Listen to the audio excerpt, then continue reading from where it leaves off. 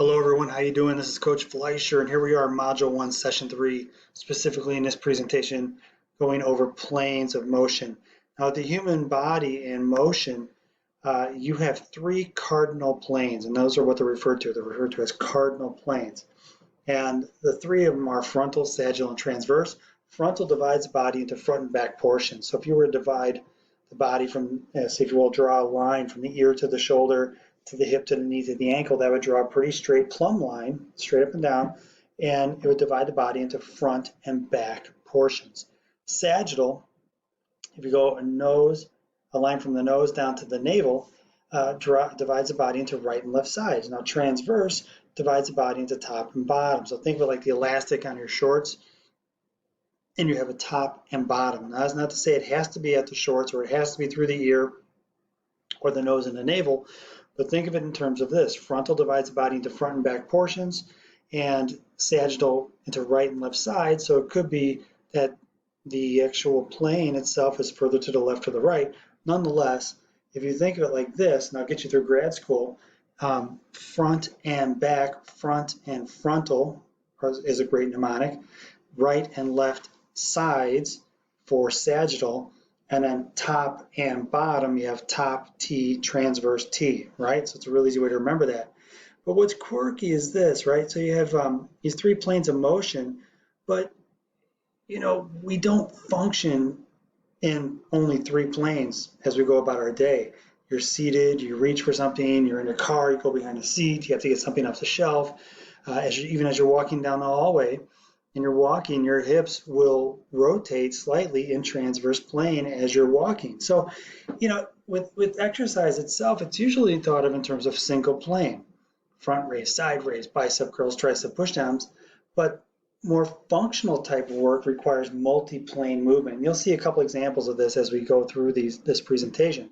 So a practitioner who might start off doing mostly single plane movements, but there's a balance that has to be struck between functional and traditional. How many exercises do you want to allocate your time towards functional training versus single plane, more traditional type workouts? So, I urge you as you go through this class and become a practitioner and actually go through your own practice, think of that. Think of it in terms of trying to transition from just single plane exercises to more multi-plane functional type work. Now, if we look at cardio equipment, here's the thing. Running or walking on a treadmill, riding a bike, doing elliptical, it's a lot of hip flexion, hip flexion, hip flexion, but it's all in one plane of movement. And it's all in sagittal plane. And most people, they overload the snot out of the hip flexors and the muscles on the front side of the body. And as a result, they become overdeveloped and it causes other issues in terms of lower body in the back. Lower body in the back, in the lower back area. So evaluate this when you talk with clients and you talk with perhaps your patients. Look at how much work they're doing in terms of cardio. They might be just bombing their hip flexors on the front side of the body, which in turn might be causing issues in the lower back area. So with the best intentions, I think it's great people are doing cardio, but realize they could be actually overloading themselves on one area. And it's very difficult to think of or come up with a piece of equipment that does lateral work. There's only a couple of them out there that I've seen, and I love them as as a way to inject variety into a workout. So let's look at this. What would be these two exercises? What would be the primary plane of movement? Right here you have a tricep pushdown, right here you have a tricep extension.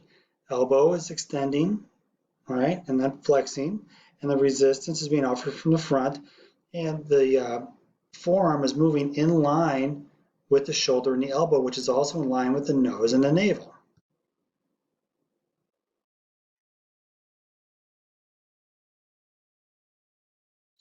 Over here, you have a tricep extension. Again, the upper arm is staying still. We're hinging at the elbow. We're moving the forearm in line with the nose and the navel.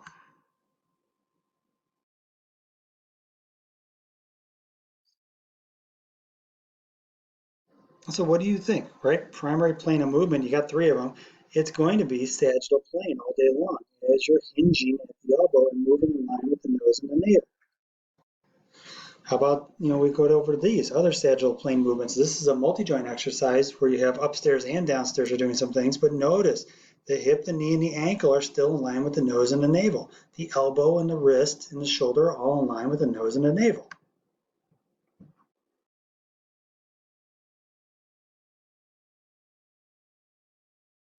we kick it over here. This is a medicine ball kneeling woodchop. Notice the pivot points the shoulder, and you're looking at a movement pattern that is in line with nose and navel.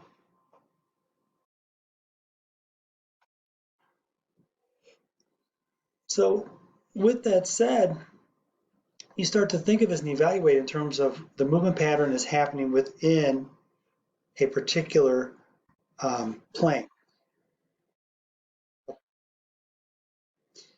And so as a result, it becomes easier to think I'm moving within a plane. So this is a great example, simple one of a frontal plane exercise. You have ear, shoulder, hip, knee, and ankle. Drawing that plumb line, my pivot point is the shoulder. I'm abducting, taking the arm away from the center of my body, coming out and up. And the shoulder, elbow, and wrist are all moving in line with the ear, shoulder, hip, knee, and ankle, which tells you it's in frontal plane.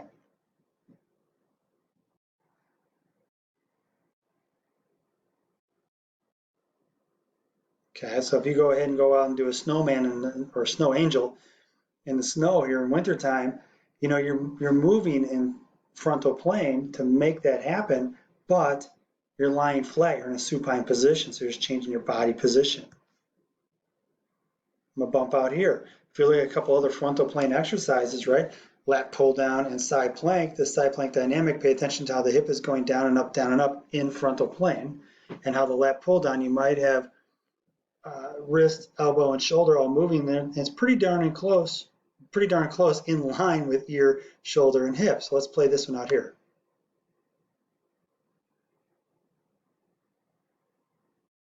Yeah, down, up happens in that range of motion.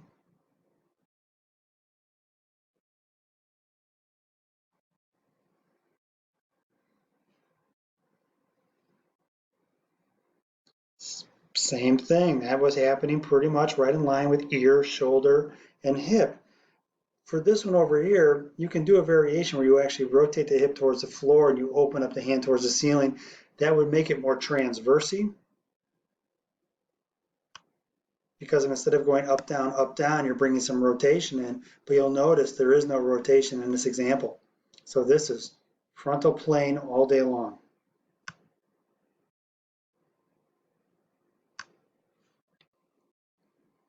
Transverse, as I mentioned earlier, if you think of it like the elastic on your shorts, and you're dividing your body into upper and lower or top and bottom segments, transverse top, you can also think of this in terms of obliques, right? You have internal, external, and transverse obliques, and TVA, transverse abdominis, that runs across the midsection. So you can think of this in terms of like, okay, transverse runs around like a weight belt around the body. Okay, cool, got it. And there's part of me that's above the weight belt and part of me below the weight belt. Okay, cool, got it. Now we look at a couple of these movements. It might be a little quirky to think of at first, but remember, you want to think in terms of you're moving within the plane of movement. This one over here, I love this for midsection. It's a great exercise. Matter of fact, you can see the cable really showing where that resistance is coming from and how it's in that transverse plane. Pay attention to how not only the shoulders pivot and rotate, but also you'll see the hips as this pocket swings around as well.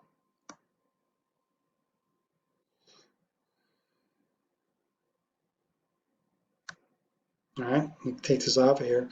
You can see the white there on the hip of my shorts, and this is moving right in line on the shorts, right? The elastic right in line with the cable. That is a transverse plane movement pattern that works the obliques as well as a little bit of chest and shoulders and triceps, right? So you got a lot of stuff going on south of the border, in the midsection, as well as upstairs.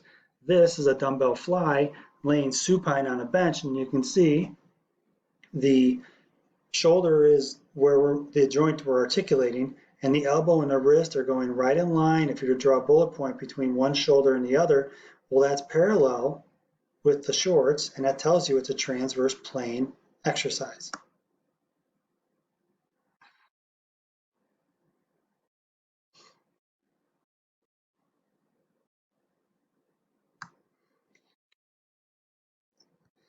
Got it? So you think of this in terms of I have these different planes of movement, these three main ones, and exercise itself many times falls into and tries to get kind of compartmentalized in one of these three.